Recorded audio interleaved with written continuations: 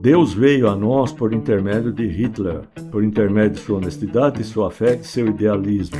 O Redentor nos encontrou. Hoje nós sabemos que o Salvador veio. Então esse relato exemplifica o pensamento da igreja na Alemanha, né? Percebíamos que naqueles vagões judeus estavam sendo carregados como se fossem gado.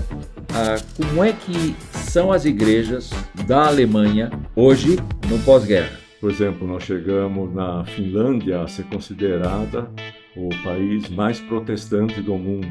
Tudo bem que proporcionalmente era uma população pequena. E hoje parece que ela é um dos países mais ateus do mundo. Olá, meu nome é Wilson do Amaral Filho, eu sou pastor da Igreja Presbiteriana de Jundiaí e você está no podcast de História da Reforma Protestante, um apanhado de dados históricos que vem sendo tratado por mais de 30 anos pelo presbítero Vlander Zickel, nosso presbítero emérito e também professor da classe de História da Igreja. Boa tarde, professor e presbítero Vlander Zickel. Boa tarde a todos. Vamos dar continuidade, então. Vamos, sem delongas. No último episódio, então, nós começamos a falar sobre quando a igreja alterou a oração do Pai Nosso na Alemanha, né? Nós vimos o que foi falado aqui e só para enfatizar, nós temos também no slide aqui um trecho de uma pregação de um pastor luterano chamado Julius Leutersen, que nós já mencionamos aí há alguns slides atrás, o que ele falou em 1933. Lembrando que 1933 é quando o Partido Nacional Socialista assume toda a Alemanha, né? E tem todo o parlamento alemão. Ele falou: Deus veio a nós por intermédio de Hitler, por intermédio de sua honestidade, de sua fé e de seu idealismo. O Redentor nos encontrou. Hoje nós sabemos que o Salvador veio. Então esse relato exemplifica o pensamento da igreja na Alemanha, né? E por certo eles pensavam, nada nos afeta, não temos nada a ver com isso. Mas fica a pergunta para todos nós, não só para os cristãos, até que ponto nós somos omissos em relação ao sofrimento do outro, né? Tem outros comentários que ele faz aqui também. Sim. Tá? E a gente tem um outro slide. Sim. É na página 168. Aqui é um templo alemão? Que tem um pessoal aqui na entrada, né? Sim. Tá? Tá. E a gente vê, quer dizer, o pessoal está ou entrando ou saindo da igreja, né? Sim. E a gente vê os soldados aqui. Esses daqui não são da SS, esses pelo uniforme. A página 166. São da SA, que era outra coisa, né? Uhum. E na faixa aqui está escrito, né?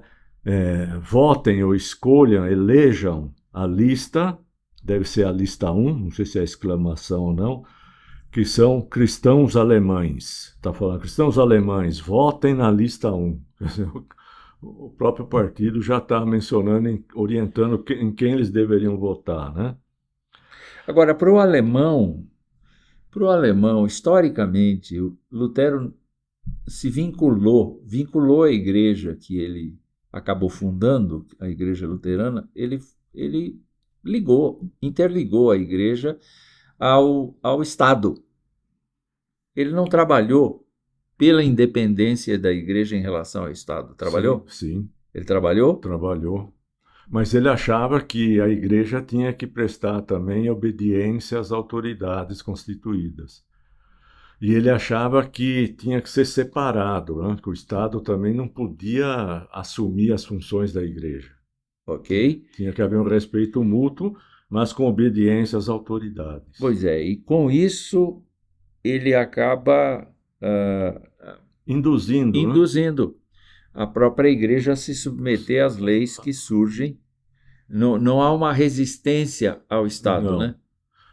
É aquilo, nós devemos obedecer às autoridades constituídas por Deus, desde que essas autoridades não venham com com regras e leis que queiram sobrepujar ou que contradigam as leis do Evangelho. Ele pensava assim? Não, eu estou dizendo que Que ele provavelmente deveria pensar assim. assim. Mas a obediência cega às leis do governo acabam atrapalhando a fé. A fé. Especialmente a fé evangélica, que tem valores morais, valores espirituais, que estão acima mesmo dos valores morais que o governo demonstra ter. Exatamente. Muito bem. Então, tudo isso daí a gente vê as consequências, né, de um povo também absorver tudo esse negócio aqui. Uma pergunta, né? Como é que uma nação majoritariamente cristã acreditou nas teorias nazistas? Acabou de ser falado aqui, né? Esse respeito cego às autoridades. Não, e tem outra coisa. A linguagem das autoridades é uma linguagem adocicada, porque ela está vendendo um produto. Ela está vendendo um produto. E ao vender esse produto, ela adula o povo. Nós temos leis aqui que são absolutamente insanas no Brasil. Elas são absolutamente insanas. Elas privilegiam um segmento da sociedade e não toda a sociedade. Mas os argumentos são muito sedutores. Uhum. A terminologia é uma terminologia que está acima da compreensão. Exato. É a política de subsídios, né? Isso daqui é uma coisa perigosa. Exatamente. Porque vai subsidiando, chega num ponto que não tem autossustentação. Exatamente. E aí começam os movimentos de ruptura, né? Vamos prosseguir. Tá. Estamos na figura da igreja que tem... E é uma igreja luterana na Alemanha com a suástica lá em cima, né? Tem a águia, que é o símbolo alemão, né? Sim. A suástica, e ver que tem muito mais ênfase para o partido do que para um motivo religioso, né? Não tem nada. De crucifixo, Não vazio tem nada. Ou sem no fundo são bandeiras. No fundo aqui são bandeiras. Aqui são bandeiras, sim. E provavelmente são todas bandeiras com a suástica. Da causa, né? Que eles usavam nos desfiles também, né? Sim. Virando aí para o próximo slide, nós temos também, né? Comentário dessa igreja luterana na Alemanha com a suástica. A cruz das igrejas foi substituída pela suástica. E poucos cristãos se importaram com isso, né? Poucos viram isso como algo errado ou, no mínimo, estranho. Sim. A maioria resolveu se alienar, para não correr risco também. Abaixo o relato de um luterano a respeito do seu comportamento no nazismo. Então, veja, isso daqui está ligado ao campo de concentração, né? Porque essa pessoa fala. Ele disse, eu vivi na Alemanha durante o Holocausto. Eu me considero cristão. Ouvíamos histórias sobre o que estava acontecendo com os judeus, mas tentávamos nos manter à parte. Afinal, o que alguém poderia fazer para parar aquilo? Uhum. Uma linha ferroviária passava atrás de nossa pequena igreja. Todos os sábados pela manhã, podíamos ouvir ao longe o apito do trem a seguir o barulho das rodas sobre os trilhos. Ficávamos transtornados quando ouvíamos os gritos que vinham dos trens quando esses passavam próximo à nossa igreja.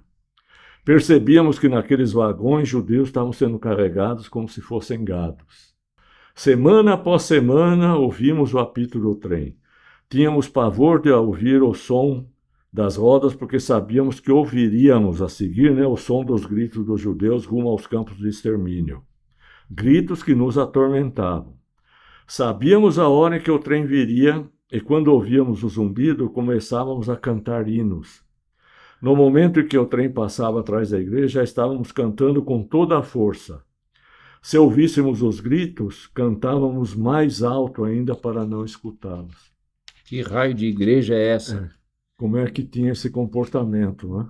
Perdeu toda a finalidade. Toda a finalidade. Né? Perdeu. É aquela história que Jesus contou. Vocês são o sal da terra.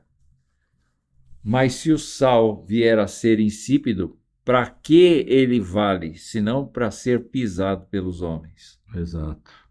Não consigo pensar como Deus ainda ama a humanidade, viu? Com A esses começar comportamentos, da igreja. com esse comportamento, né? Como é que pode um negócio desse, Sem né? dúvida. E depois tem, assim, a título informativo, nós colocamos aqui a chamada chama Igreja de Todos os Santos, né? Sim, Que é também do castelo lá de Wittenberg, né? Onde Martinho Lutero afixou, né? As conhecidas 95 teses, e onde ele exercia também, vamos dizer assim, o pastorado dele, né? Eu estou aqui. Essa é uma visão contemporânea, pós-guerra, dessa igreja, não é? Exato. Não é uma visão daquele tempo. Provavelmente, naquele tempo, esse lugar tivesse a suástica. Ah, acho que com certeza, né? Pois é. Porque todas as igrejas imagina, ainda É, mais a que ele é. esteve, né? E aí fica a pergunta, como é que são as igrejas da Alemanha hoje, no pós-guerra? Elas têm o quê? Os símbolos cristãos foram devolvidos ao seu lugar?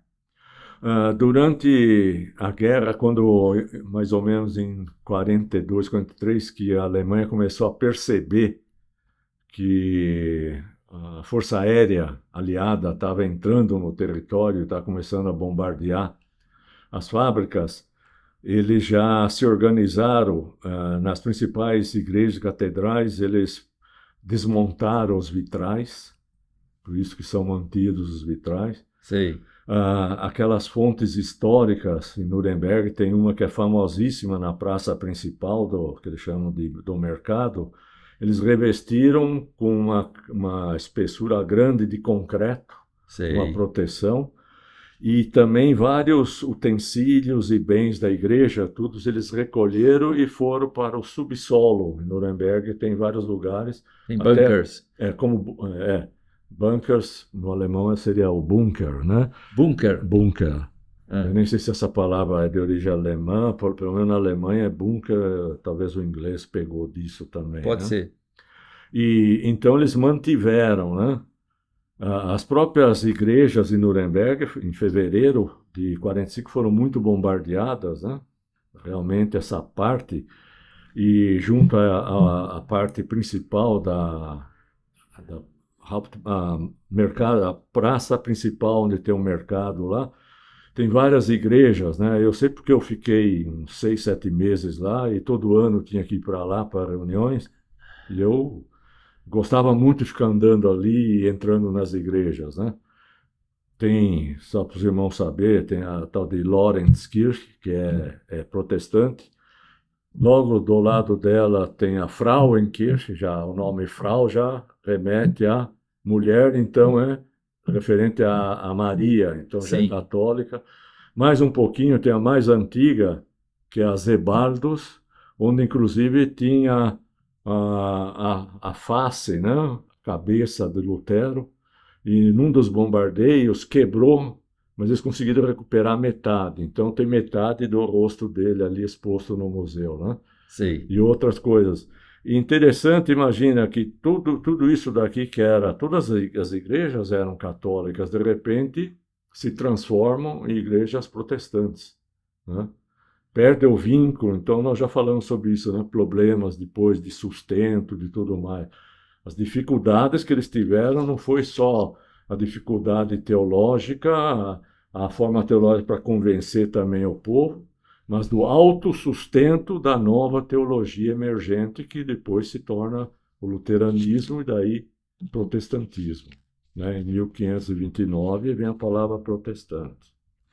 Eu fico preocupado com o seguinte, que quando a igreja se alia a qualquer movimento político, ela é, de certa maneira, preservada, porque ela está sendo um instrumento favorável ao governo e, portanto, ela abençoa o governo com a sua pregação.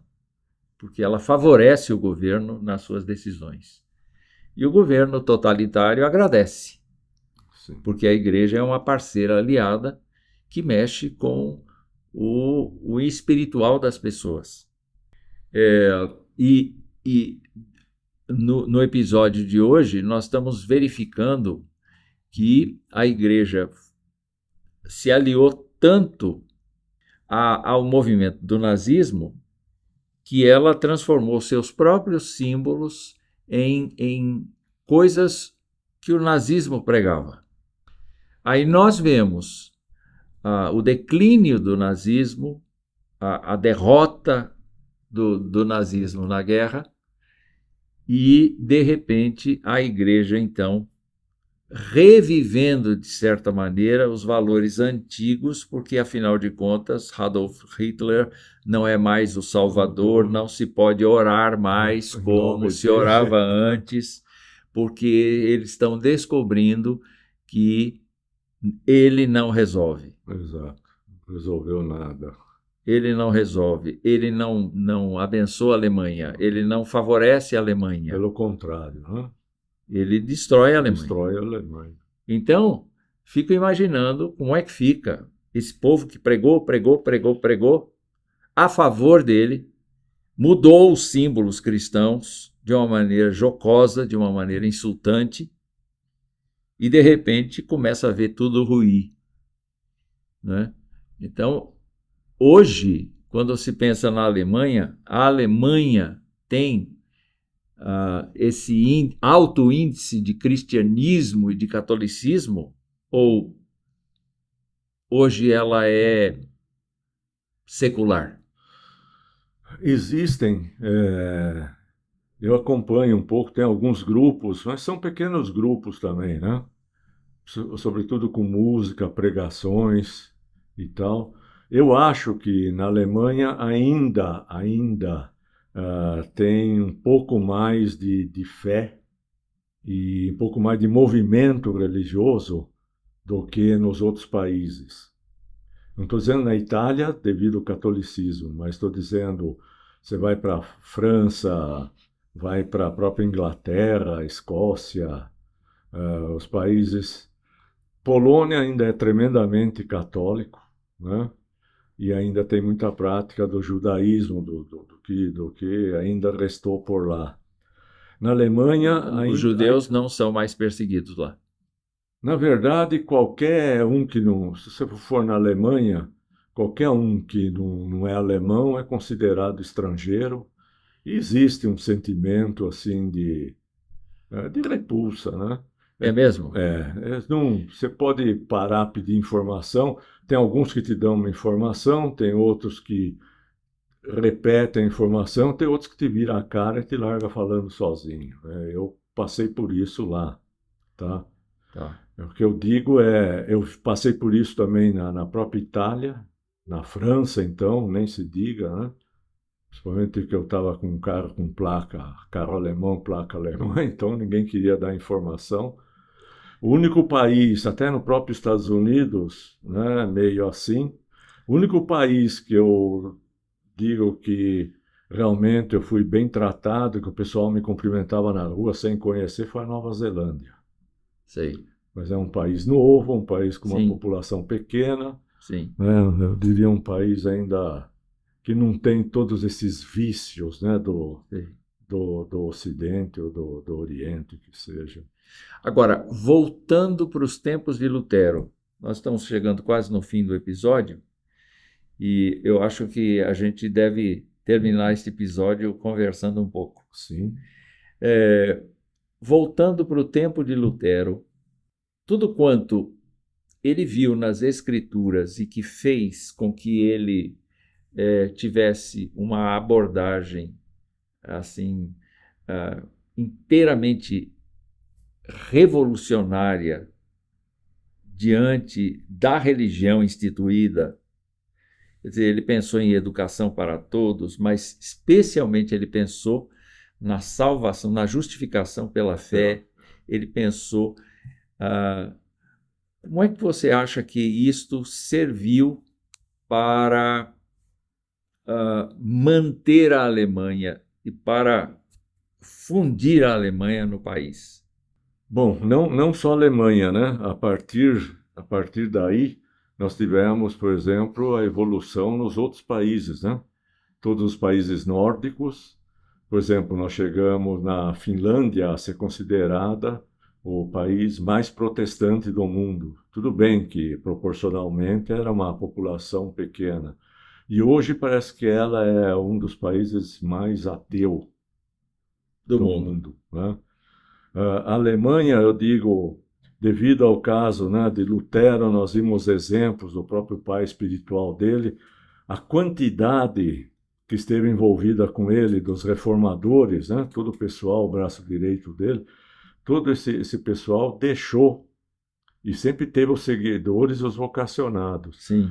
Tanto que se traduziu como o senhor mesmo falou, a escola de teologia alemã era considerada, não sei hoje como é que é, mas era considerada, se não a melhor, uma das melhores, né, existentes, tanto para os teólogos seguirem o catolicismo quanto o protestantismo. Entendi. Então, acho que essa raiz ficou. Sei. Né? A gente percebe isso.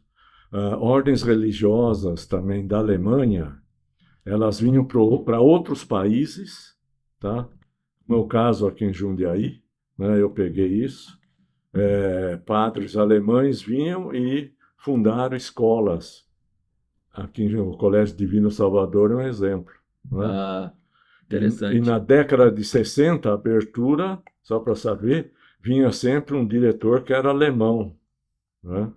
E ele fazia o speech, o diálogo, né? Diálogo, acho que é o discurso dele de abertura, fazia em latim e uma parte ele fazia em alemão, né? Porque era pouca gente, tinha pessoal, filhos de funcionários da Krupp, toda essa coisa que estava chegando, né? Sei. Mas era em latim, quer dizer, nós novos não entendíamos, mas o pessoal já de 7, 8 anos de latim já tinha mais capacidade. Mas hoje, se você for, acho que no Colégio Divino Salvador, acho que nem padre mais tem, né? E aí já a ênfase para a educação teológica, eu acho que não é tem mais dada. Não é confessional. É mais ético, moral, exatamente. Mais assim, né? Nós agradecemos ao presbítero Wander por esse episódio e estamos encerrando. Infelizmente, o nosso tempo acabou. Nós queremos agradecer você e insistir para que você ouça todos os episódios desta série e também outros podcasts que nós estamos produzindo, mas que você esteja conosco no próximo episódio. Forte abraço, Deus abençoe sua vida. Muito obrigado pela atenção. Como sempre, se tiverem perguntas, alguma coisa, vocês têm telefone, e-mail, tudo. É só fazer, a gente procura, né? Resolver aí, explicar alguma coisa a mais. Obrigado pela atenção. Até mais.